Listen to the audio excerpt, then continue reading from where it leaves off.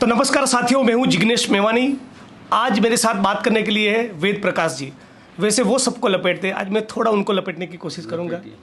तो वेद प्रकाश जी, ये बताइए, ये जो यूट्यूब के इस प्लेटफॉर्म के जरिए आप इतना इस मुल्क में घूमे हैं और विशेष तौर पे दलित, बहुजन और जो भी गरीब, शोषित, वंचित तबके हैं, उसकी जो वेदना और पीड़ा है उसको वाचा देने की, उसको वॉइस देने की जो कोशिश की है, इस प्रक्रिया में आपको क्या क्या हर्डल्स आए हैं? आरएसएस और बीजेपी को से हमला हुआ हो, गाली गलौज, वो किस प्रकार की दिक्कतें बतौर एक यूट्यूबर आप झेलते हैं? बहुत हमले तो बहुत होते हैं, धमकियां बहुत मिलती है। हाल फिलहाल से एक सर्वे भी आया है कि 30% से ज़्यादा लोगों को धमकियां मिल चुकी है सोशल मीडिया पे। तो हम हो, नेशनल दस्तक वाले शंभू जी हो, मीना कोतवाल हो, सुमित चौहान हो, जो दलित पीड़ित वंचित की आवाज़ उठाते हैं, सबको धमकियां मिलती है। और एक आरएसएस बन के कोई वहाँ पे नहीं, वहाँ जो अपर कास्ट के लोग होते हैं वो लोग ज़्यादा धमकियाँ देते हैं। नहीं, उनका कारण क्या है और किस प्रकार की धमकी देते हैं? एक वर्चस्व था मीडिया में कि मीडिया में दलित थे नहीं, पिछड़े थे नहीं। अभी भी हम बिहार में कुछ पत्रकारों को जानते हैं जो दलित हैं, ओबीसी में यादव हैं, बावजूद इसके वो मेन स्ट्रीम मीडिया में अपनी जाति छुपा के काम कर रहे हैं। वो अपनी जाति का पता बता देंगे कि हम इस जाति से हैं या इस वर्ग से हैं, तो शायद उनको मीडिया से निकाल मतलब कुछ जो मेन स्ट्रीम के अखबार और न्यूज चैनल्स में जो दलित और बहुजन है, यदि वो अपनी कास्ट जाहिर करे तो शायद उनकी नौकरी चली जाए। इस डर के कारण वो बोल नहीं पाते। हाँ, छुपाए हुए हैं। हम जानते हैं उनको, हम जानते हैं कि वो यादव है, लेकिन पूरा बाकी लोग जानते हैं कि राजपूत है। हम ऐसे अब दलित को भी कि हम जान रहे हैं कि वो शेड्यूल कास्ट है, लेकिन वो अपनी जाति छुपाए, वो कायस्थ बन के काम कर रहे हैं। जैसे मैं अपने विधानसभा क्षेत्र में, आप मुझे पूछेंगे क्या क्या किया, तो मैं तो अच्छी बात ही बताऊंगा। तो आप भी अपने यूट्यूब चैनल का अच्छा इम्पैक्ट ही बताएंगे कि अच्छा इम्पैक्ट है, लेकिन बहुत ऑनेस्टली, बहुत तटस्थ रूप से बताइए, इस यूट्यूब के आपके चैनल के कारण कौन सी 2-3 चीज़ें जो अच्छी हुई या जिसका इम्पैक्ट अच्छा हुआ आपके हिसाब से? दलितों में चेतना आई। बिहार में इस तरह का प्लेटफॉर्म नहीं था कि दलितों की आवाज़ उठाए। हम दैनिक भास्कर में पहले थे, वहाँ का अखबार है, बढ़िया अखबार है। वहाँ पे हम बिज़नेस रिपोर्टर थे। तो चूँकि बिज़नेस रिपोर्टर के पास खबरें कम होती है, तो हमको कहा जाता था कि आप प्रेस रिलीज जो आते हैं, बहुत सारे प्रेस रिलीज अलग अलग संगठनों के, उसकी खबर बनाइए। बिज़नेस की तो 1-2 ही खबरें होती थी। तो दलित संगठनों के बहुत सारे प्रेस रिलीज आते थे और हम उन संगठनों की खबरों को बना देते थे, अच्छे से बना के आगे भेज दिए डेस्क पे। अब कल होकर हम अखबार उलटते थे कि वो जो खबर जो थी, जो प्रेस रिलीज थी, उसमें से कितना छपा? हाँ, तो नहीं रहता था। तो हम जब बोले कि भाई इतना प्रेस रिलीज आया, कुछ दलितों के भी थे, दलित संगठनों के, वो खबरें आई नहीं, हमने कल तैयार किया। तो वहाँ कहता था कि काम से मतलब रखिए, आप तनख्वाह मिलेगी। तो ये लगता मतलब आप प्रेस रिलीज बनाते रहिए। हाँ। दलित बहुजनों की बात छपे ना छपे, न्यूज चैनल में दिखे ना दिखे, वो आपका विषय नहीं है। नहीं है, आप काम कीजिए। तो हमको लगता था कि हमारे लोग कार्यक्रम कर रहे हैं और प्रेस रिलीज बना के भेज रहे हैं अखबारों के ऑफिस में। उसमें इतना सोशल मीडिया एक्टिव था भी नहीं, ये लग रहा है 2014-15 की बात है। तो उस समय हमारे लोगों की आवाज़ नहीं पहुंच पाती थी। अब ऐसा नहीं है, अब सोशल मीडिया पे चैनल। तो आपकी इस यूट्यूब के इस प्लेटफॉर्म, इस चैनल के बाद और भी लोग इंस्पायर हुए इस प्रकार का चैनल लॉन्च करने के लिए? बहुत। बिहार का, आपको बता, बिहार का पहला चैनल है मेरा, सोशल मीडिया का सबसे पहला चैनल है बिहार का मेरा।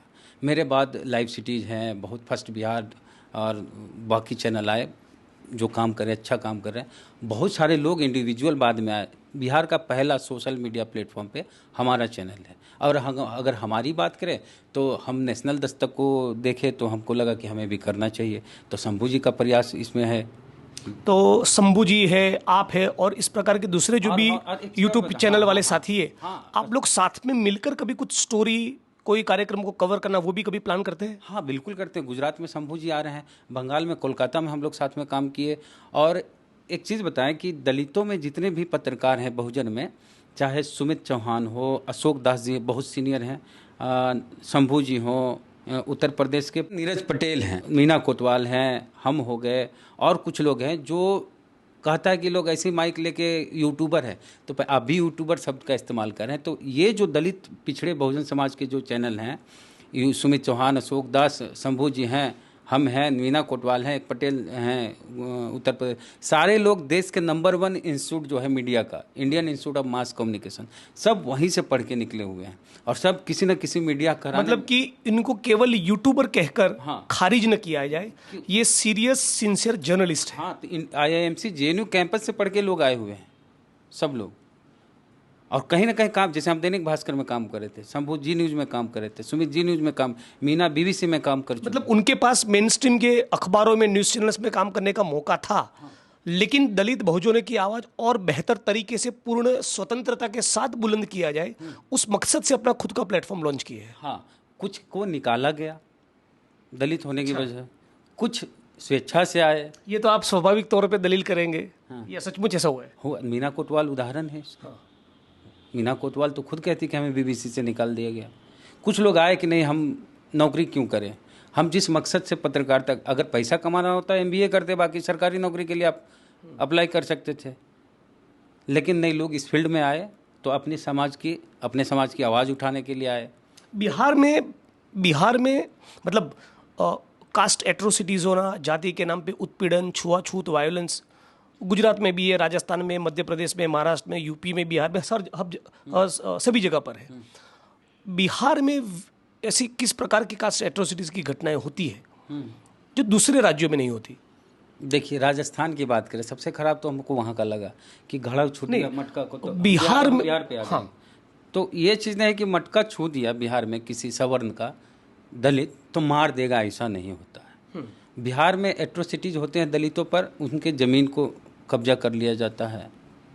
विशेष तौर पे वहाँ जो कास्ट एट्रोसिटीज़ है, वो कहीं ना कहीं लैंड के, जमीन के सवाल को लेकर ज़्यादा है। जैसे अब झारखंड में यहाँ है, देवघर में दलितों के लिए अलग शमशान घाट है और अगड़ी जात के लिए अलग है। बिहार में इस तरह का नहीं दिखेगा। बिहार में है, बिहार में दबंगई को लेके है, एक शासन प्रशासन, मतलब एक हमारा रूल चलेगा, ये वाला है। 90 के बाद कम हुआ, जब लालू यादव की सरकार बनी तो कम हुआ, ये सच्चाई है। लेकिन आगे चल के फिर लालू यादव की जो जाति है वो दबंगई करने लगे दलितों पे। शोषण के खिलाफ जो लोग दलितों के साथ थे, बाद में वही लोग दलितों का शोषण करने लगे। जैसे आवाज़ उठाना, एक वर्चस्व था मीडिया में अगड़ी जात का, अब दलित क्यों बोल रहा है, कैसे बोल सकता है? तो ये है जो हमारी सत्ता हो, तुम लोग जैसे चल रहे थे वैसे चलते रहो, इस तरह। मतलब दलित अपना मीडिया प्लेटफॉर्म लॉन्च करे, वो भी लोगों को पसंद नहीं है। क्यों पसंद होगा? क्यों बोले, मुखर नहीं हो उस तरह से, और सत्ता को सवाल पूछे। हाँ, ये कैसे हो सकता है? तो है, तो आप सत्ता को सवाल पूछते रहिएगा। हम तो पूछते और पूछेंगे ही। वेद प्रकाश जी के इस प्लेटफॉर्म से तो पूछिए। नहीं, बस वेद प्रकाश जी के इस प्लेटफॉर्म को आप ज़रूर देखिए, उसको लाइक करिए, सब्सक्राइब करिए, और व्हाट्सएप का जितना भी आपका नेटवर्क है उसमें उसको शेयर करिए। यदि ट्विटर पे है तो ट्विटर पे उसके लिंक और भी रखिए, ताकि जो भी गरीब, पीड़ित, वंचित, शोषित तबके हैं, उनकी जो आवाज़ अपने ज़रिए से ये बुलंद करने की कोशिश कर रहे हैं, उसका रीच बढ़े, और शायद उस प्रयास के चलते किसी गरीब को, किसी आदिवासी को, दलित को न्याय मिल जाए। यही उम्मीद है। शुक्रिया।